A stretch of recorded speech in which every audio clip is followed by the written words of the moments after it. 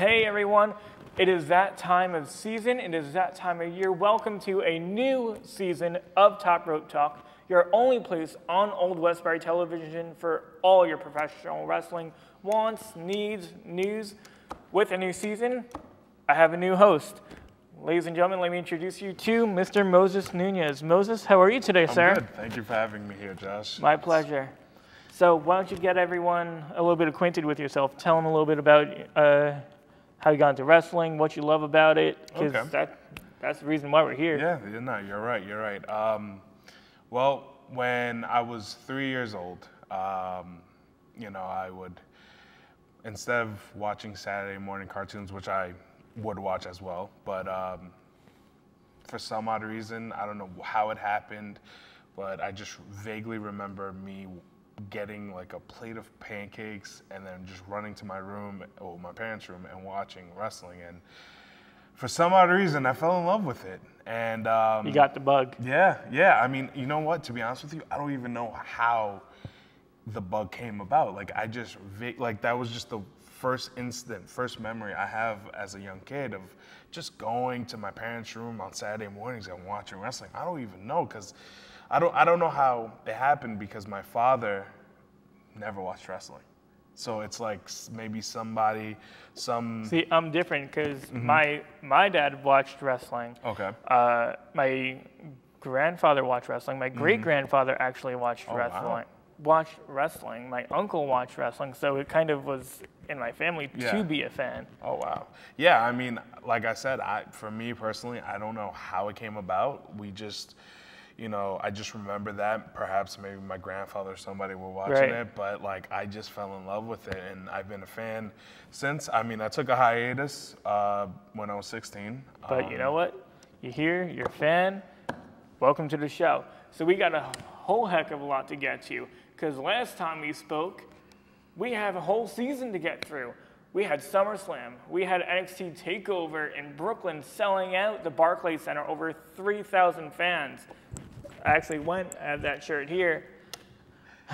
Moses, what was one of your favorite parts of wrestling this summer? Oh, it was definitely NXT TakeOver in Brooklyn. I mean, the crowd was hype. It was unbelievable. You know what one of the coolest things about NXT TakeOver is that it sold out the Barclays Center. Originally, when it was booked, it was just booked for the small portion. Okay. And then that sold out. Yeah. And then they opened up more seats. That sold out. And then lo and behold, 13,000 fans later, the entire place sold out. Basically, the attendance of SummerSlam was equal to NXT TakeOver. Yeah, I mean...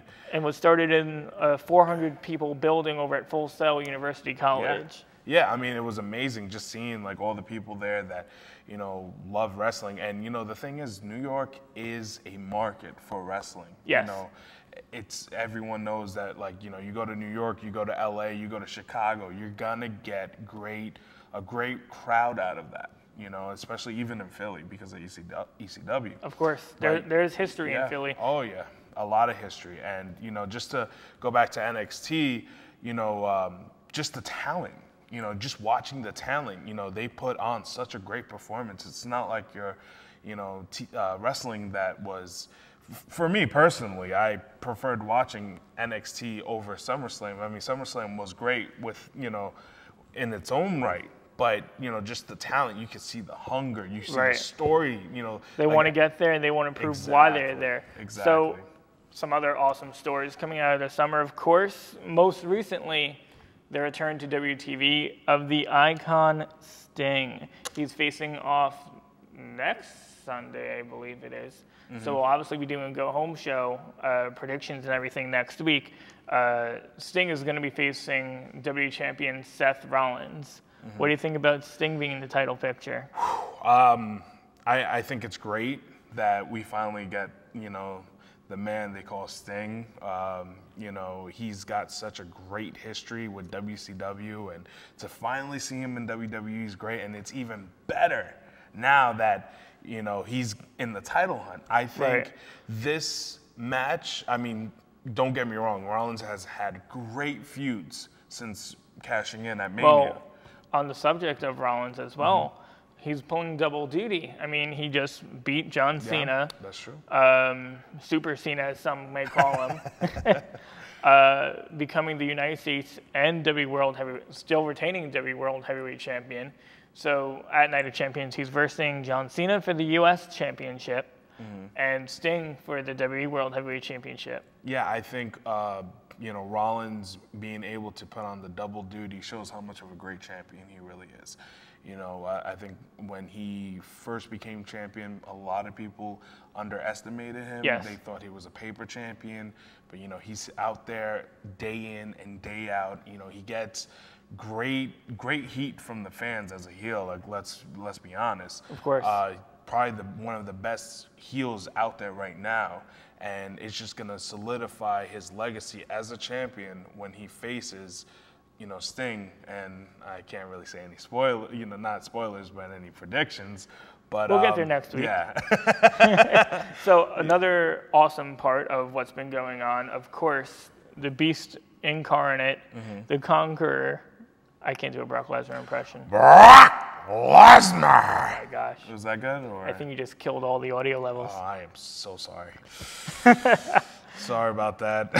So what's pretty cool about Brock, obviously he just had a program with Undertaker. He had a program before that with Seth Rollins. I think he's fully living up to the moniker of being a special attraction. Oh, yeah. Yeah, he's, there was a lot of questions circulating around him after WrestleMania when he defeated the Streak. Well, is he going to be that guy that, what is WWE booking going to do with this guy now that he's beat the Streak? He has to be a beast. And the way that they've done it has been beautiful. They, like even at WrestleMania when Rollins cashed in, Rollins pinned Roman Reigns. So technically, he hasn't been beaten, besides the fact of SummerSlam, of course, but it was in dramatic fashion, and I think the way that they're doing it is really great. Another great thing I love, quickly going back to NXT, another major thing that's happened this summer, the Divas Revolution. You had brought up 3 great NXT talents in Sasha Banks, Charlotte, the daughter of Ric Flair, exactly, Becky Lynch, who trained with Finn Balor, current NXT champion, all brought up to the main roster, shaking everything up. Monday on Raw, you have coming up the Bellatron expiring with Nikki Bella possibly ending AJ Lee's longest title reign record. What do you think about the Divas Revolution? I mean, at first it was really hot. It was really it was just full steam ahead. The people started wanting to see more divas, and now it's like WWE said, okay, we have the talent. These women, I don't even consider them divas anymore. I consider them female wrestlers. Yes. Because the way that they've been putting on matches and telling stories have been phenomenal. Now, for the last couple of weeks, they've had a couple of bumps in the road. The whole promo with Miz was really, really just atrocious. But I'm really excited to see where the Divas division will be going. Unfortunately, like you said, Bella, Bella's could possibly, yes, ending the longest reigning Divas Championship reign, soon to possibly be formally held by AJ Lee. On the subject of the Divas, of course, the match at NXT TakeOver that everyone talked about after the event, aside from the actual main event of Finn Balor versus Kevin Owens, who has been phenomenal in a ladder match, was Sasha Banks versus Bayley for the NXT Women's Championship. And I find that really cool that they call it the NXT Women's Championship there, not the NXT Divas Championship, which is a mark from Triple H, who basically runs it. But the fact that you had a co-main event of a women's match, which tore the house down. I was there. I lost my voice. That was one of the best matches I have seen. I think you've seen it too, right? Yeah, I mean, in a long time. Yeah, that day, unfortunately, I didn't get to watch it live. But I was able, thanks to the WWE Network, that's only $9.99. Oh, you're marketing machine, you. I had to get a plug-in, but fortunately enough, I was able to go home, watch the network, and there were a couple matches at TakeOver that I should have watched, but I specifically wanted to watch Bayley versus Sasha Banks. Right. Because just the like I said, I'm gonna keep on sounding like a broken record. The storytelling behind it, just that Bayley was Between the reverse Hurricane Rana and the finish. That was I feel like the statute of finish. limitation for people seeing it passed at this point. And it's on the W Network, as you said. I definitely recommend, if you have not seen it, to do so. But between the reverse Hurricane Rana, the fact, they sold Bayley's injured hand, slamming it against the LED board on the steps. It was things that you don't see in a women's match being done. I remember in an interview, I think it was on a podcast I was listening to, Sasha Banks at one point was told, hey, wrestle like a diva. And she looked at them like, what does that mean? She doesn't know another way, which I think also is in part due to the NXT trainer for the women down there, Sarah Amato, formerly Sarah Del Rey on the Indies. Yeah. So I think we are in such a good place with women's wrestling now. You have a really good spot with the NXT generation, with Finn Balor hopefully eventually coming up. Yeah. Sami Zayn when he's healed up coming in. Yeah. Hideo Itami, of course, formerly Kenta. He's going to be coming up eventually soon. I think we have a lot of great programs. Yeah, I mean, right now is the time to be a wrestling fan. Because a lot of people back in the 80s, the wrestling is a cycle. You have your periods where it's dry, and then you have your periods where it's just, hot, on fire, just great product. Now is the time to be a wrestling fan, because as these guys are getting older, because let's face facts, Cena's up there in age, Orton's there in age, even Ziggler and all, other guys they're getting there. They're getting there up in age. They're in their mid-30s. So now you got guys that are in their mid-20s that are putting on main event matches. So when they get put to the main roster, they're going to be replacing these guys in a couple of years. So this is where you want to start watching it now, because the product is going to be unbelievable in the years to come. I'm very excited.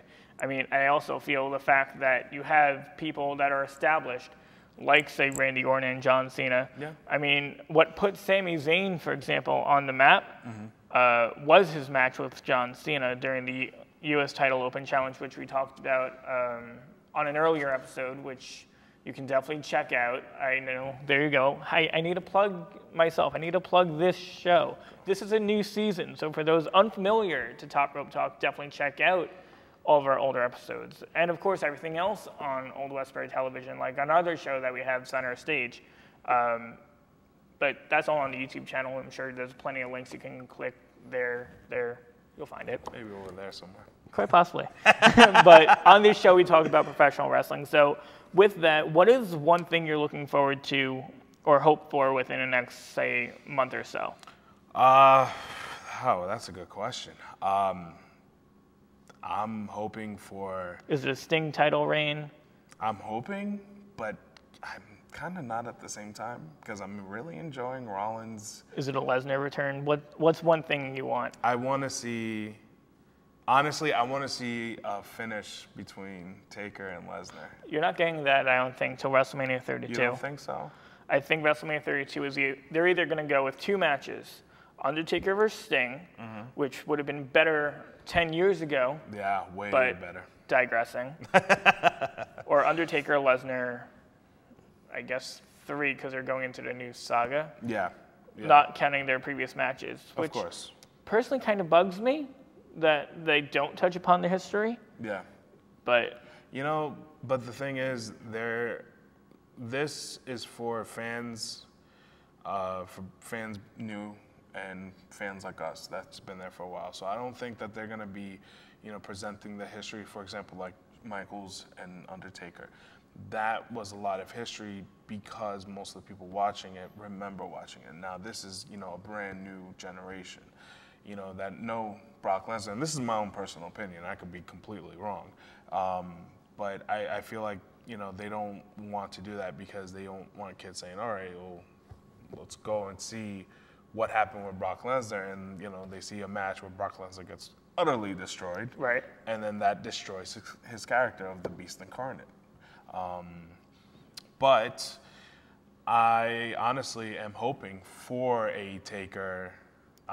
That's the only thing I'm really looking forward to right now. Is the rematch. Yeah, because the finish to that match, I really didn't like At it. SummerSlam. Yeah, I really didn't like it. And don't get me wrong, I was one of those guys that kind of marked out in Battleground when Taker came out, and was like, oh my God. It's It was a Undertaker. cool moment. Yeah. Granted, Yeah, it was yeah. low blow city.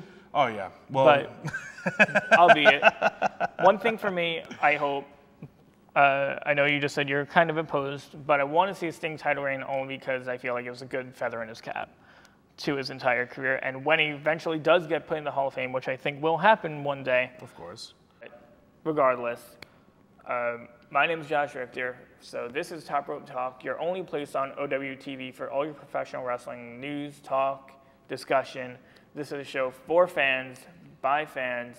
Be sure to check out all of our other programming here on OWTV on YouTube. So until next time, we'll catch you later.